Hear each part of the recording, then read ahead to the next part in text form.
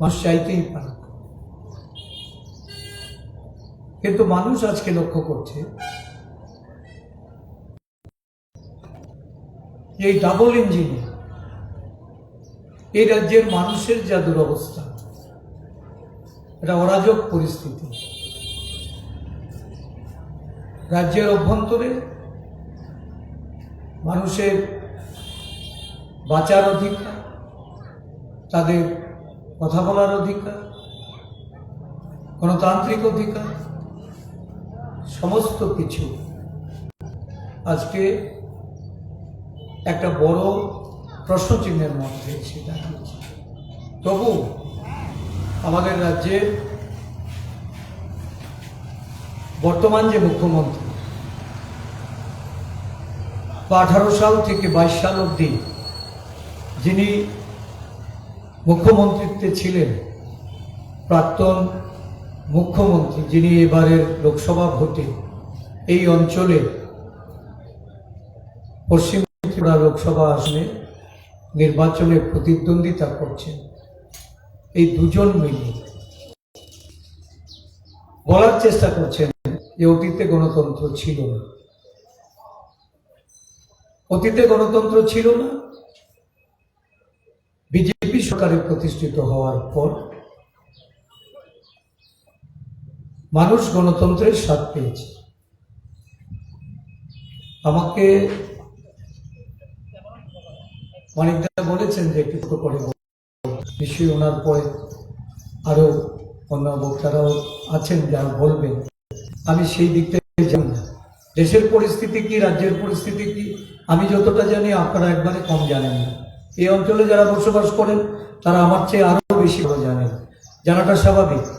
শুধু আমি একটা জিনিসের উপরেই কথা বলবো, যারা বলছেন যে গণতন্ত্রটা মানুষ ফিরে পেয়েছে বা বর্তমানে যারা গণতান্ত্রিকভাবে রাজ্যটাকে শাসন করছেন, আমি আসলে আজকে যিনি মুখ্যমন্ত্রী, উনি মুখ্যমন্ত্রী না হওয়ার পর আমার মনে হয় এখানে যারা আছেন কেউ জানতেন না উনি রাজনীতি করেন। উনি রাজনীতির লোক ছিলেন না, পেশাগতভাবে একজন দন্ত চিকিৎসক, আমাদের সুপ্রতিবেশী। আমি খুব ভালো করে চিনি ওনাকে, ভদ্রলোক হিসেবে জানি। কিন্তু কি এমন ঘটনা হলো যে ওনাকে রাতারাতি একটা দলের চিফ মিনিস্টার হিসাবে ওনার নাম ঘোষণা দেওয়া হলো, ওনাকে দায়িত্ব দেওয়া হলো। ওনার আগে যিনি চিফ মিনিস্টার ছিলেন উনি 4 বছর এই রাজ্যটাকে যে গণতান্ত্রিক চালিয়েছিলেন, ওনার গণতন্ত্রের স্বাদ আজও মানুষ ভুলতে পারে না এবং ভুলতে পারবে এটা আমি মনে করি না। সেটা আমি এখন যাচ্ছি না।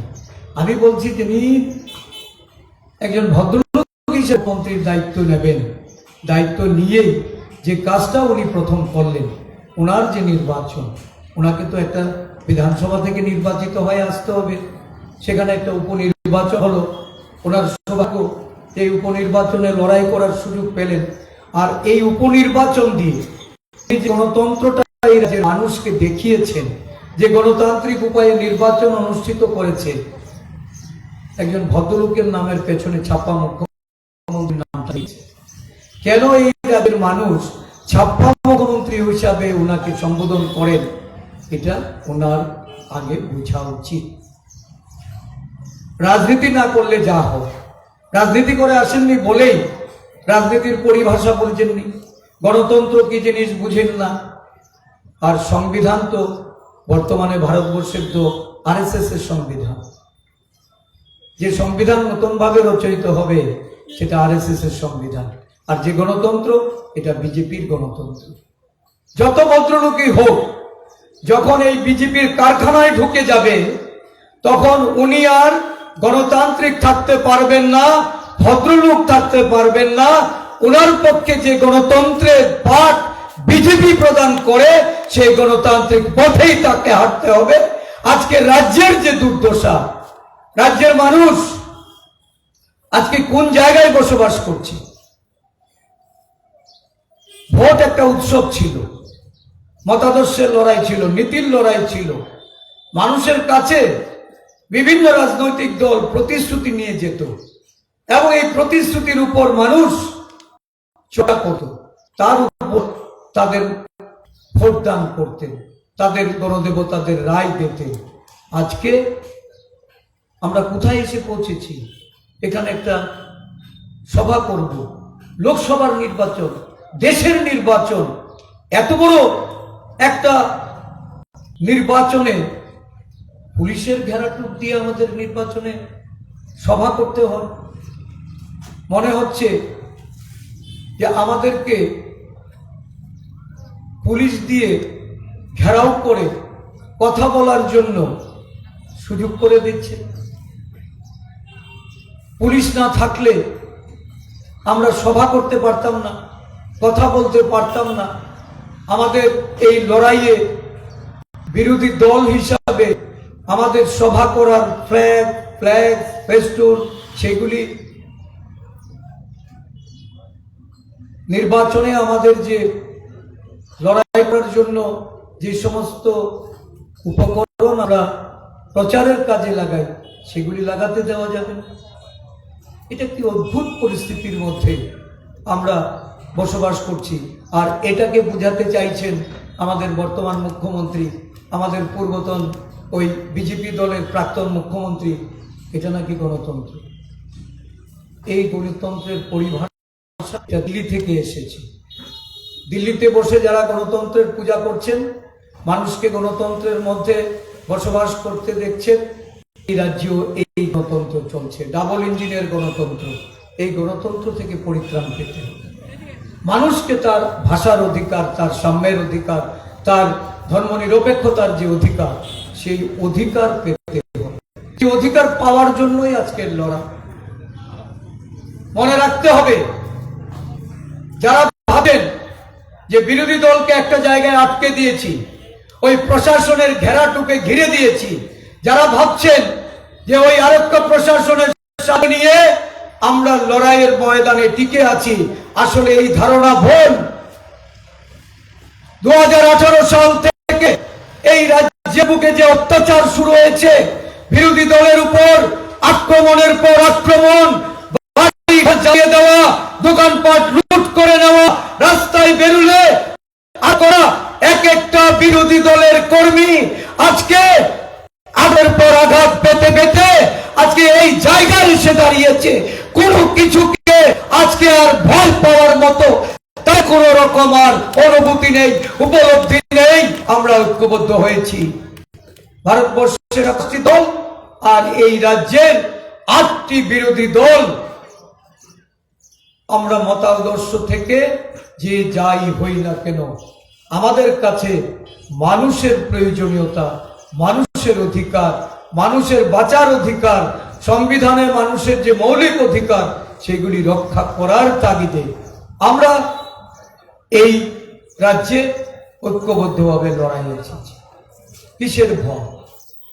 আমরা ভয় পেয়ে আমাদের নির্বাচনের যে প্রচার, জনগণের কাছে যে যাওয়ার যে আমাদের অভিপ্রায়, এটা থেকে আমাদের কি কেউ রুখতে পারবে? যারা ভাবছেন যে বাহুবল দিয়ে, ওই লাঠিয়াল দিয়ে আর নির্বাচনী প্রচারকে নানাভাবে ব্যাহত করে ফ্ল্যাগ লাগাতে দেব না, ফেস্টুন লাগাতে দেব না, প্রচার করতে দেব না, এই করে যারা নির্বাচনী বৈতরণী পার হতে চান আর মানুষকে বিভ্রান্ত করার জন্য গণতন্ত্রের নতুন সংজ্ঞা তৈরি করে এই রাজ্যের মানুষকে বুঝাতে চান যে আগে গণতন্ত্র ছিল না, বর্তমানে গণতন্ত্রে আছে, আমি শুধুমাত্র সতর্ক করে দিতে চাই। আমি জানি অনেক বিজেপি বন্ধুরা আমাদের কথা শুনছে, খবর রাখেন কিনা জানি না, ভারতবর্ষ কোন দিকে যাচ্ছে। ভারতবর্ষের রাজনীতি আজকে যে জায়গায় গিয়ে দাঁড়িয়েছে, স্বদলীয় নেতা নেত্রীরা আজকে কিন্তু দলের বিরুদ্ধে কথা বলতে শুরু করেছে। অনেক দার্শনিকরা, অনেক অর্থশাস্ত্রবিদরা তারা কথা বলছেন, যারা একসময় এই বিজেপি দলের হয়ে সমর্থন জানাতেন, বিজেপি দলের হয়ে কাজ করেছেন, বিজেপি দলকে ভালোবাসতেন, তারা কিন্তু আজকে এই বিজেপি নিয়ে শঙ্কিত। তারা বলছেন যে ভারতবর্ষ যে পথে চলছে, ভারতবর্ষের দুর্নীতি আজকে যে জায়গায় গিয়ে পৌঁছেছে, ভারতবর্ষের মানুষের অর্থনৈতিক দুর্দশা যে জায়গায় নিয়ে এই সরকারটা আজকে পৌঁছে দিয়েছে, এখান থেকে পরিত্রাণ পেতে হবে। আর পরিত্রাণের জন্যই ইন্ডিয়া জোট লড়াই করছে। ইন্ডিয়া জোটের এই লড়াইকে শক্তিশালী করতে, কারণ আমরা জানি সারা দেশব্যাপী যে লড়াই, এই লড়াইয়ে ইন্ডিয়া জোট সফল হচ্ছে। আগামী নির্বাচনে 4 জুন যখন গণনা হবে সারা দেশে, দেখবেন ইন্ডিয়া জোটের নেতৃত্বে সংখ্যাগরিষ্ঠতা নিয়ে সেখানে সরকার গঠন হবে।